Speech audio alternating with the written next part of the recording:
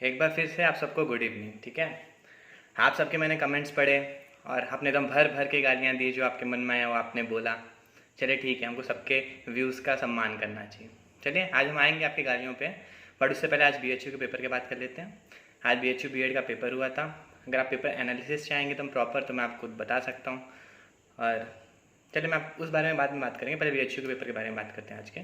हाँ, BHU B.Ed का paper हुआ। पेपर अपने तय समय पे चालू हुआ, मगर जो हिंदी लैंग्वेज था उसमें प्रॉब्लम आ गई। हिंदी लैंग्वेज का जो पेपर था वो टोटल 45 मिनट्स लेट अपलोड हुआ। मतलब जो सारे क्वेश्चन हमको इंग्लिश में दिख रहे थे, उसके बाद जो हिंदी में मतलब चेंज करने का ऊपर ऑप्शन रहता है, वो हिंदी में चेंज ही नहीं हो रहा था, ऑप्शन था ही नहीं।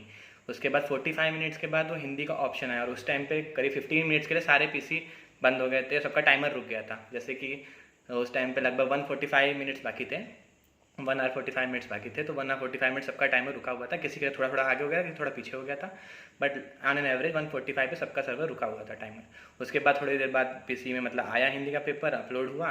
एंड उसके पहले बच्चों के अंदर बहुत हड़बड़ी मच गई थी, सर हिंदी में पेपर होगा कि नहीं होगा। फिर सर भी आके हमको सांत्वना दे रहे थे कि हिंदी में पेपर होगा, आपका टेंशन मत लीजिए, अगर ये अपलोड नहीं होता है तो आप लोग का री एग्ज़ाम कराया जाएगा, मगर आप लोग शांति बनाए रखिए। चूँकि B.Ed के बच्चे थे तो थोड़े ग्रेजुएटेड थे, तो फिर सबसे क्वेश्चनिंग भी हो रही थी अच्छी खासी। तो इतने सारे हम्बल्स के बाद पेपर एक क्लास कैसे भी आ गया। टाइम मिला 140, एकदम प्रॉपर टाइम मिला, 1 hour 45 मिनट्स, और क्वेश्चन थे 100 क्वेश्चंस थे, और लगभग कितने हो गए, 105 मिनट में 100 क्वेश्चन करने थे। और चूंकि इसके अंदर मैथ्स था नहीं, तो सारे क्वेश्चन MCQ टाइप थे। और MCQ का आपको पता ही है, जो फैक्चुअल होते हैं कि या तो आपको आता है या नहीं आता है, वो 1 मिनट तो कोई देता नहीं है। तो सबका पेपर लगभग आधे घंटे पहले ही ख़त्म हो गया। मतलब आप समझिए 45 मिनट्स में 100 क्वेश्चन सबके हो गए थे लगभग, और किसी किसी का नहीं हुआ तो 5-10 मिनट पहले हो गया था। मैं बता दूं, मैंने JNM कॉलेज में पेपर दिया, लैब नंबर 6 में। मेरी क्लास में कोई ऐसा नहीं था जिसका पेपर 10 मिनट 15 मिनट पहले खत्म ना हो गया हो। सब लोग जाने की हड़बड़ी करते, सर हमारा पेपर हो गया, जाने दीजिए सर, बोले सब 5 मिनट बाकी रहेगा तब आप सबमिट करके उसके बाद जा सकते हैं। तो किसी का जल्दी सबमिट होगा, किसी का देर सबमिट होगा, मगर पेपर सबका कंप्लीट हो गया।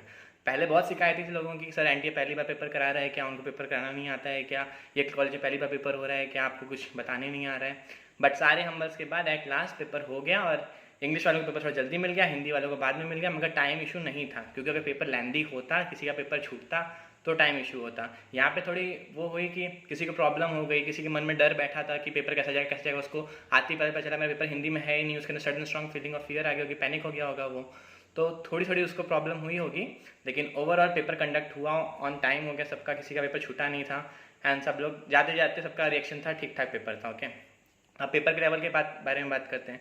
पेपर का लेवल इस बार मॉडरेट था। बहुत लोगों से आप पूछेंगे तो कहेंगे पेपर इजी था, मगर पेपर इजी नहीं था, पेपर मॉडरेट था। जो स्टार्टिंग के 30 क्वेश्चन होते हैं, B.Ed में पेपर 2 सेक्शन में आते हैं, स्टार्टिंग के 30 क्वेश्चन, अगले 70 क्वेश्चन। ओके, जो स्टार्टिंग के 30 क्वेश्चन होते हैं वो मतलब करंट एजुकेशन सिनेरियो पे, या फिर टीचर को क्या करना चाहिए, टीचर की टीचिंग कैसे इफेक्टिव होगी, सब लॉजिकल थोड़े एप्टीट्यूड टाइप क्वेश्चन होते हैं। तो सारे क्वेश्चन ईजी थे। उसमें 30 में से कोई एवरेज बच्चा होगा जो 20 तो उसने अटैम्प्ट किए ही किए होंगे, इतने गारंटी है, 30 में 20 उसने किए ही होंगे। और अगर आप इसके सीट्स की बात करें तो BHU में सीट्स बहुत कम है, 35 के अप्रॉक्स है लमसम। तो अगर इतने ही सीट्स हैं तो आप मान लीजिए जिसके ने 35 प्लस किया होगा वहाँ पे, आई मीन 30 में से 25 प्लस उसने किया होगा, तो फिर उसका हो जाएगा। तो आप मोटा पकड़ चलिए 25 प्लस, और अगले जो 70 क्वेश्चन थे वो मॉडरेट लेवल के थे। पहले 30 क्वेश्चन ईजी थे और अगले 70 क्वेश्चन मॉडरेट थे।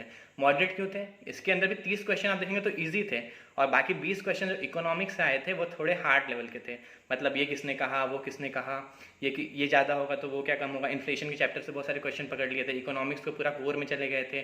फिर राइटर्स के बुक्स आ गए थे कि ये जैसे लियोनार्डो डा विंसी ने किसके साथ कोलैबोरेट किया था। मतलब ऐसे थोड़े टिपिकल क्वेश्चन आ गए थे जो बच्चे नॉर्मली नहीं पढ़ते हैं।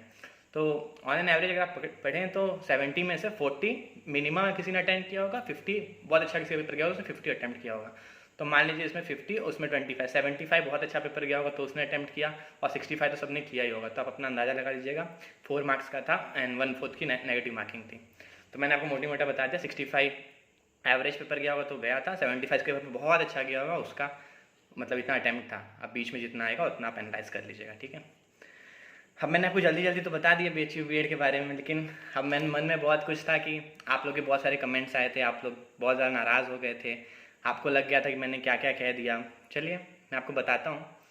पहले आपको चलिए अच्छा एक चीज़ स्टार्ट करता हूँ। आपको ऐसा लगता होगा कि मेरे ऊपर बीतती तब मुझे पता चलता, मैंने कुछ पेपर दिया होता, मैंने फेस किया होता, तब मुझे पता चलता। मैं आपको सच बताऊँ ना, तो मैंने इस बार BHU में सारे फॉर्म्स भर दिए थे, सारे मतलब जितने मास्टर फॉर्म्स थे, जैसे कि master in tour and travel management, master in vocational वाला, master in corporate communication, master in public administration, master in heritage management, मतलब जितने पेपर थे उसके बाद मैंने ये सारे पेपर भर दिए मास्टर के। Master in rural development, master in social work, जितने पेपर थे मास्टर के मैंने सब भर दिए थे, ठीक है। जितने मतलब 3 कंबाइंड पेपर होते मैंने तीनों एग्जाम दिए थे। उसके बाद इस पे आते हैं यूईटी के पेपर फॉर्म्स में, तो मैंने एलएलबी का फॉर्म भरा था, बीएड का फॉर्म भरा था, मैंने एडमिशन ले चुका हूँ। और एक बात तो मैं कनेक्ट करता हूँ, एक लड़की है उसका मैं कमेंट पढ़ लेता हूँ, उसको लास्ट में पढ़ने वाला था बट पहले पढ़ लेता हूँ बिकॉज ऐसा मुझे लगता है उसको पहले पढ़ लेना चाहिए। उसका नाम है ईशा के, ओके। उसका फुल नेम क्या है मुझे पता नहीं है, बट उसका नाम है ईशा के। कमेंट बॉक्स में पढ़ सकते हैं, मैं किसी कमेंट डिलीट नहीं किया, ओके, तो आप पढ़ सकते हैं। सो उसने लिखा है, बिहारियों से पंगा मत लो, सूरज सर बिहारी हैं और वो तुमको छोड़ेंगे नहीं। मैंने कब पंगा ले लिया भाई? मैंने कल जब वीडियो स्टार्ट की थी तब मैंने सबको नमन किया था, प्रणाम किया था, चरण वंदना तक की थी। सर चलिए, सर है मैं सब मेरे सर मैंने बोल दिया, मतलब मैं उनके लिए बहुत अदब रखता हूँ। BHU वर्ल्ड से भी मैंने कोचिंग ली है, BHU एंट्रेंस पॉइंट से मैंने कोचिंग ली है, BHU पाठशाला से भी मैं सीखा हूँ। मैं ऐसा नहीं हूँ कि मैंने इस चैनल को क्रिटिसाइज़ किया, उस चैनल को क्रिटिसाइज़ किया, ऐसा कुछ भी नहीं है, ठीक है। और ईशा, तुमने मुझे बोला कि तो उसने मुझे पूछा, मतलब उसने मुझे कमेंट में आप पढ़ेंगे, उसने लिखा है कि तुम्हारी जल क्यों रही है। मुझे पता है लड़का लास्ट ईयर का फेलियर है और इसकी जल रही है, और तुम्हारी जल क्यों रही है, इसने मुझे मतलब क्वेश्चन किया था। मान लिया मैं लास्ट ईयर का फेलियर हूँ, सब बच्चे पास हो जाएं फर्स्ट अटैम्प्ट में, ज़रूरी थोड़ी ना है। अब कोई सीट्स होते हैं जिसमें थाउजेंड्स में फॉर्म्स आते हैं, हंड्रेड्स में सीट्स होती है, तो फेलियर कोई हो सकता है। फेलियर ना क्या इतनी बुरी बात है? फेलियर हो गया है, तुम इतना टॉन्ट मार दी, एक कमेंट में नहीं 5-6 कमेंट उसने किया, मैंने उसका एक भी डिलीट नहीं किया, आप देख सकते हैं, ओके। क्योंकि अगर मैं फेल हुआ तो मैंने ट्राई किया, मैं फेल हो गया तो उसमें एक्सेप्ट करने में क्या है? मैंने ट्राई किया वो बड़ी बात है ना। फेल होना एक रिजल्ट है, पास होना भी एक रिजल्ट है। पास और फेल होने में जैसे मेरा कट ऑफ था तो 246 तक मेरा कट ऑफ गया था, मार्क्स एवरेज मेरा 242, ओके। BHU LLB की बात है, लास्ट ईयर मैंने बस एक ही फॉर्म भरा था, तो 4 मार्क्स से मेरा रह गया। बट बात तो 4 मार्क्स की नहीं, बात ये मैं फेल तो फेल ना। तो उसने उस पॉइंट पे उगा कर दिया कि लड़का फेलियर है, लड़का फेलियर है, लड़का फेलियर है। हाँ, मैं फेलियर हूँ, आई एक्सेप्ट इट, मैं फेलियर हूँ, ओके। अब आपके अगले कमेंट पे आता हूँ। आपने बोला लगता है इसका पेपर अच्छा गया, अब डर रहा है, मतलब शॉर्ट में लिखा मैंने कमेंट। उसने कहा था कि लगता है इसका पेपर अच्छा गया और अभी डर रहा है कि अगर एनटीए दोबारा पेपर कराएगा उसका पेपर कैसे जाएगा। हाँ, सच कहा इसने, मैं डर रहा हूँ कि अगर एनटीए ने दोबारा पेपर कराया तो मेरा पेपर कैसा जाएगा। आपको डर नहीं लगेगा? आपका पेपर अगर अच्छा गया होता तो आपको डर लगता ना कि अगर एनटीए ने दोबारा पेपर कराया तो। किसी ऐसे इंसान के बारे में सोचिए जो दूर से कहीं से आता है, जैसे मेरी एक फ्रेंड है वो कानपुर में रहती है, कानपुर से वो लगाई थी लखनऊ पेपर देने के लिए। उसने सेंटर में फर्स्ट प्रेफरेंस कानपुर ही डाला था, मगर सेंटर आ गया उसका लखनऊ। तो अब उसको डर लग रहा है कि मेरा पेपर तो एक बार ठीक ठाक गया है, लेकिन अगर मुझे वापस जाना पड़ गया तब कैसे दूंगी, घर पे क्या बोलूँगी, घर पे कैसे मनाऊंगी, क्या समझाऊंगी। अभी मैं बोल के आई हूँ मेरा पेपर ख़राब गया है, अगर उन्होंने फिर से बोला कि तुम्हारा पेपर ख़राब भी जाता है, क्या ज़रूरत है जाने की, वो क्या फेस करेगी। चलिए मान लिया सबका इशू होगा, इसका क्वेश्चन हो सकता है मैंने थोड़ा जस्टिफाई कर दिया। अब नेक्स्ट है एनटीए का बच्चा है ये एनटीए मतलब समझते हैं आप लोग क्या है? एंटी नेशनल टेस्टिंग एजेंसी है। प्लानिंग कमीशन जानते हैं क्या है? वो भी हमारी नेशनल एजेंसी है। तो उस लेवल पे जब कोई एजेंसी बैठी होती है तो उसके फेवर में बोलना या उसके बुराई में बोलना, उसका हम लोग कुछ बोल के कर नहीं सकते, है ना। हम लोग बस अपनी पॉइंट ऑफ व्यू रख सकते हैं, हम अपनी बात कर सकते हैं। लेकिन अगर वो लोग चाहेंगे, उनके पास इतने क्लॉज होते हैं। आपने ध्यान दिया होगा पिछली बार एडमिट कार्ड आता था कितने पेज का आता था? 1 पेज का ना। इस बार एडमिट कार्ड कितने पेज का है? अप्रॉक्सीमेटली 4 पेज का एडमिट कार्ड प्रिंट हुआ है। कितने क्लॉज है, कितने मतलब स्टार मार्क्स है, उसके ऊपर सारे क्लॉज पढ़ेंगे तो उसमें बहुत सारे ऐसे क्लॉजेज है जिसके ऊपर वो लोग अपना स्टैंड रख सकते हैं, ओके। उसके बाद CGL CHSL लेवल का पेपर आ गया था, CGL CHSL लेवल का पेपर आ गया था, और उसने बोला था कि अगर तुम्हारे अंदर दम है तो पेपर सॉल्व करके दिखाओ। नहीं है यार दम। अगर मैं पेपर सॉल्व ही कर लेता तो मैं यहाँ पे बैठ के आपसे बात नहीं कर रहा होता ना। हो सकता है मैं किसी IAS PCS लेवल के एग्जाम में बैठा होता, प्रिपरेशन कर रहा होता और मेरा हो गया होता। वो मैं करूँगा, बट अभी मेरी एज नहीं है, मेरी एज अभी 20 है, तो होप मे भी हम लोग फ्यूचर में करें वो। तो उसने मुझे बोला कि इस लेवल का पेपर आ गया था, अगर दम है तो उसको सॉल्व करके दिखाओ। मैं आपसे एक बात पूछता हूँ, जनरली पूछ रहा हूँ, जनरली, ओके। कोई प्लीज़ इसको पर्सनली मत लीजिएगा प्लीज़। तो फिर अगर एक पेपर आया, वो पेपर 120 क्वेश्चंस का आया, ओके। 30 क्वेश्चन लैंग्वेज के आ गए, और वो 30 क्वेश्चन जो लैंग्वेज के आ गए वो ईजी थे। ये आप सब ने कहा, ठीक है। सब लोग 30 मिनट 25, 24, 23 अटैम्प्ट करके आए हैं। अब 120 क्वेश्चन में 30 क्वेश्चन ईजी आ गए। अब बचे कितने? 90 क्वेश्चन। 90 में से मान लिए कि आधे क्वेश्चन 45 क्वेश्चन एकदम CGL CHSL लेवल के आ गए, और बाकी 45 क्वेश्चन नॉर्मल लेवल का है, easy to moderate, easy to medium, ठीक है। जो आपने पढ़ा था उसी में से आगे 45 क्वेश्चन, और 45 क्वेश्चन जो बहुत हार्ड आ गया उसको आप छोड़ दीजिए। तो 120 में से आप 45 कम करेंगे तो कितना आएगा? 75। अगर आपने 75 किया होता 125 में से, तो क्या 120 में से 75 किया होता तो आप क्वालिफाई नहीं हो जाते? कट ऑफ बोलने के लिए लोग 50 कह रहे हैं, 60 कह रहे हैं, आपने 75 अटैम्प्ट कर दिया होता ना। पता है ये एंट्रेंस सारे एग्जाम होते हैं ना, ये हमारे सिली मिस्टेक्स को काउंट करते हैं। और फिर एक कमेंट ऐसा भी आया था कि पेपर का लेवल सेम रखना चाहिए था, कट ऑफ जाता तो जाता, सबका जाता। आपको पता है क्या होता है, अगर पेपर का लेवल वैसे ही रख देते हैं, जैसे मैंने कल एक बात कही थी कि अगर पेपर का लेवल सेम रख देते तो फिर कट ऑफ डाउन जाता, मतलब कट ऑफ बहुत हाई चले जाता, अभी डाउन जाएगा। तो फिर अगर वो लोग ऐसे नहीं करते तो क्या होता, एक बच्चा एक सिली मिस्टेक्स की वजह से, मतलब एक एकदम सिली मिस्टेक की वजह से, जैसे कि मान लीजिए 1+2 करना था, 2 का 2 आना था, 1+2 करना था 3 आना था, उसने 1+2 करके 4 या 5 लिख दिया, मतलब एक सिली मिस्टेक, मतलब पूरे सम के अंदर से सब कुछ मैथड सॉल्व किया, फॉर्मूला सब उसको याद थे, एक सिली मिस्टेक उसका BHU रहेगा, वो कितना ज़्यादा बुरा लगता। हमको क्वेश्चन ना आए वो हमको बर्दाश्त हो जाता है, लेकिन अगर वो एक सिली मिस्टेक हो जाए तो कितना बुरा लगता है। तो वो सिली मिस्टेक की वजह से ना बहुत लोगों का रह जाता, और फिर उनको रियलाइज़ होता कि ये रह गया, और कट ऑफ कितनी जाती, जैसे कि लास्ट ईयर के हिसाब से मान लूँ, अगर लास्ट ईयर के क्वेश्चन पेपर के हिसाब से, तो अगर वह जैसे मैं LLB की बात करता हूँ, 150 क्वेश्चन थे, 450 मार्क्स का एग्जाम होता था, लास्ट ईयर कट ऑफ गया था 248 की लमसम, तो इस ईयर जाती 270, 280, 290 के लगभग, 300 के लगभग चली जाती। सब लोग ने अपनी पढ़ाई की थी ना, सब लोग 2 साल से रगड़ रहे हैं, सब लोग कोरोना में अपने घर पे थे। लेवल ऑफ एग्जाम देखिए, कॉम्पिटिशन देखिए, सब चीज़ देखिए। और अगर ये भी नहीं देखना तो बस इतना ही देखिए, 30 क्वेश्चन लैंग्वेज क्या ही थे, आधे क्वेश्चन ठीक थे, आधे क्वेश्चन गड़बड़ थे, 45 क्वेश्चन गड़बड़ थे, 45 तो ठीक थे, 45 + 30 कर लीजिए, 75 हो जाता है। 75 120 में से करके आते तो आपका कितना अच्छा रैंक आता। अपनी गलती कोई नहीं देखना चाहता। ओके, अब नेक्स्ट, आपके साथ नहीं हुआ तो आपको क्या पता चलेगा। जैसे कि मैंने फर्स्ट कमेंट बताया, ईशा ने कहा कि मैं फेलियर हूँ, तो मैं फेलियर हूँ, मुझे पता चलता है क्या होता है। और एक बार जब आप इस फेज से आगे बढ़ जाएंगे, आगे निकल जाएंगे, तो आपको लगेगा कि हाँ मैंने ये गलती की थी, अब ये गलती रिपीट नहीं करेंगे। हम लोग सब लोग गिनी पिग होते हैं। गिनी पिग मतलब वो जिनके ऊपर लेबोरेटरी में एक्सपेरिमेंट होते हैं। तो हम लोग जब हमारे ऊपर एक्सपेरिमेंट करवा लेते हैं ना, तो हमको रियलाइज होता है अच्छा ऐसे ऐसे होना था। तो अगर कोई बता रहा है तो बस मान लीजिए, नहीं तो गिनी पिग बन जाइए आपके ऊपर। ओके, उसके बाद सर्वर एरर आया। ये सबसे रिलेटेबल पॉइंट है, मैंने भी इसके ऊपर बहुत ज़्यादा कहा था कि बस एक लौता पॉइंट है जो भी मतलब एंटी की पूरी गलती है, सर्वर एरर आना, या फिर मतलब उसका टैबलेट बंद हो जाना, पीसी का सर्वर हैंग करना, सबमिट ना होना, कुछ रिफ्रेश होकर गायब हो जाना, ये एकदम प्योर उनकी गलती है, पूरी उनकी गलती है। वो लोग कोई जस्टिफिकेशन नहीं दे सकते इसके लिए हमको उनका करना चाहिए, मतलब उनका अपोज करना चाहिए, बस इस एक पॉइंट के लिए, बाकी किसी पॉइंट के लिए नहीं करना चाहिए। उसके बाद आपका एडमिशन हो गया, मेरा मतलब उनका कहना था कि आपका एडमिशन हो गया BHU में, इसलिए आप ऐसे कह रहे हैं। मेरा एडमिशन नहीं हुआ BHU में, तब भी मैं ऐसे ही कह रहा हूँ। उसके बाद लॉ का पेपर 80% लॉ के साथ आता था। हाँ, एक लोग ने कमेंट किया कि लॉ का पेपर में 80% लॉ के क्वेश्चन आते थे पिछले साल तक, और इस बार तक देख रहे हैं आप पेपर कंडीशन क्या है। जिसने भी लिखा मुझे नाम याद नहीं है, आप 2018-19 का पेपर देखा होगा आपने, इतने क्वेश्चन आ गए। एक बार 20 का पेपर उठा के देख लीजिए, 21 का पेपर उठा के देख लीजिए, कितना आया था लॉ। 17 का पेपर उठाइए, 16 का पेपर उठाइए, 2015 का पेपर उठाइए, कितना आया था लॉ। मैथ्स ही ना आए थे ज़्यादा। 2 साल तक उसने लॉ पैटर्न फॉलो कर लिया, तो फिर आपको लगा कि अब ऐसे हो गया कि अब लॉ ही लॉ आएगा। फिर उसने मैथ्स पूछ लिया, लास्ट ईयर भी तो उसने मैथ्स पूछा था बहुत सारा, तब भी तो यही प्रॉब्लम हुई थी हम लोग को कि मेरा भी इसी वजह से नहीं हुआ। मैं लॉ पढ़ के गया था, आ गया पेपर में मैथ्स। अब बताइए, और पहले उसने लॉ पूछा ही नहीं था। 70-80 क्वेश्चन 150 में देता था पूरे लॉ के, और लास्ट ईयर एकदम उल्टा कर दिया था, सब दे दिया पूरा मैथ का। इस बार भी उसने यही किया, पूरा दे दिया मैथ्स का। तो वो ना पेपर पैटर्न आप पूरा फॉलो करेंगे तो आपको मिल जाएगा, लॉ के लिए मिल जाएगा, बाकी सब मैं नहीं जानता। Okay, I am sorry. उसके बाद गांजा फूक लिए हैं, वाह, आपको पेपर ना आए तो NTA वाले गांजा फूक लिए हैं, BHU प्रशासन ने गांजा फूक लिया है, कोई आपको आके कहे अपना पॉइंट ऑफ व्यू रखे तो उसने गांजा फूक लिया है, पूरी दुनिया गंजेड़ी हो गई। नहीं, बस एक आप ही हैं भाई। उसके बाद आप नहीं समझोगे। हाँ यार, जब भी कोई प्रॉब्लम होती है ना बच्चे, या फिर हम आपस में भी मम्मी पापा को भी हम यही कह देते हैं, आप नहीं समझोगे, है ना।